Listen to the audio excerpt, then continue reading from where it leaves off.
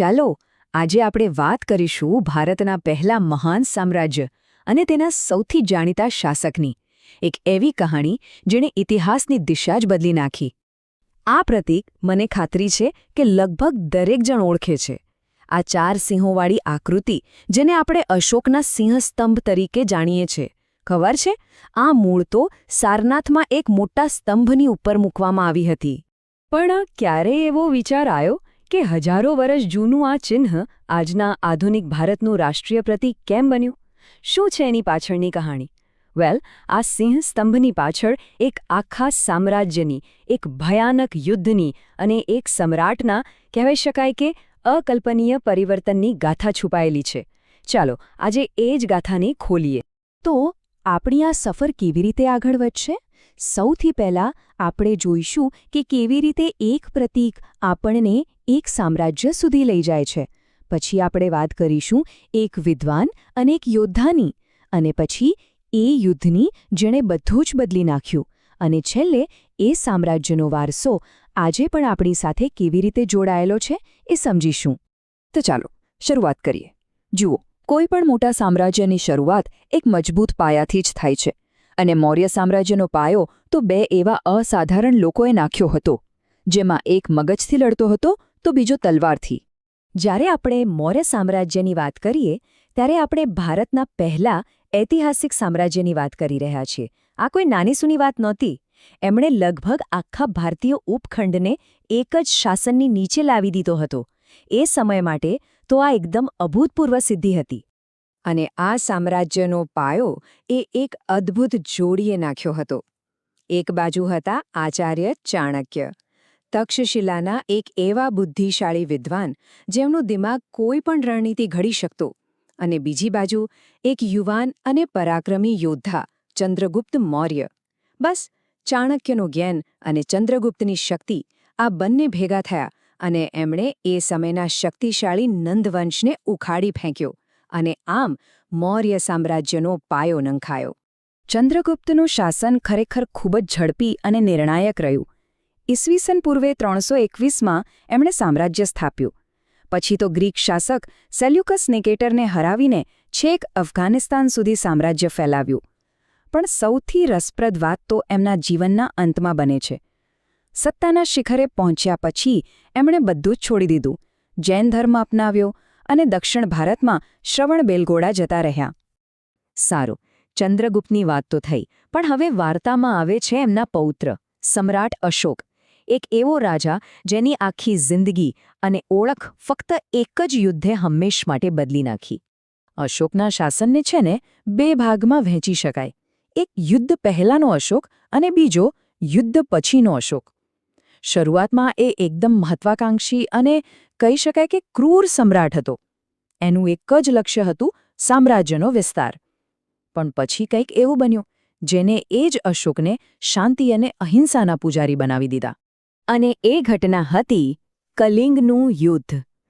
કલિંગ એટલે કે આજનું ઓડિશા. એ વખતે કલિંગ મૌર્ય સામ્રાજ્યનો ભાગ નહોતું, અને અશોક કોઈ પણ ભોગે તેને પોતાના સામ્રાજ્યમાં સામેલ કરવા માંગતો હતો. પણ આ યુદ્ધ એટલું ભયાનક હતું કે જેની કોઈ કલ્પના પણ ના કરી શકે. આંકડાઓ કહે છે કે 1 લાખથી પણ વધારે લોકો માર્યા ગયા હતા. 1.5 લાખથી વધુ લોકોને બંદી બનાવી લેવાયા હતા. યુદ્ધ પૂરું થયું, અને જ્યારે અશોકે એ રક્તરંજિત યુદ્ધભૂમિ જોઈ ત્યારે એનું હૃદય અંદરથી હચમચી ગયું. અને આ કોઈ કવિની કલ્પના નથી. આ શબ્દો ખુદ સમ્રાટ અશોકના છે, જે એમણે પોતાના શિલાલેખો પર કોતરાવ્યા હતા. હવે મને કલિંગ પર વિજય મેળવવાનો ખૂબ જ પછતાવો થાય છે. આ મારા માટે ગહન દુઃખ અને ખેદની વાત છે. આ એક વાક્ય જ બધું કહી જાય છે. વિજેતા હોવા છતાં એ અંદરથી હારી ગયા હતા, અને આ જ યુદ્ધ એમના જીવનનું છેલ્લું યુદ્ધ બની રહ્યું. આ પછતાવાની આગમાંથી જ એક નવી વિચારધારાનો જન્મ થયો. અશોકે હંમેશા માટે શસ્ત્રોનો ત્યાગ કર્યો અને શાસ્ત્રોનો માર્ગ અપનાવ્યો.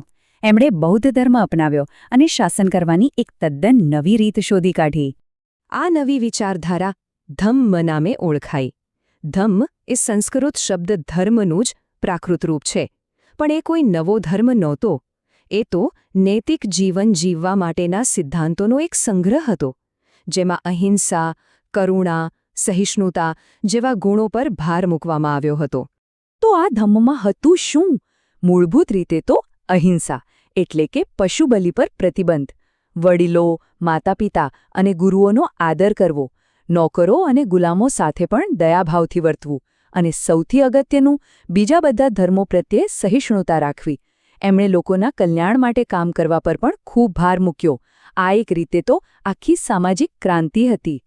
પણ સવાલ એ છે કે આટલા મોટા સામ્રાજ્યમાં આ સંદેશો લોકો સુધી પહોંચાડ્યો કેવી રીતે?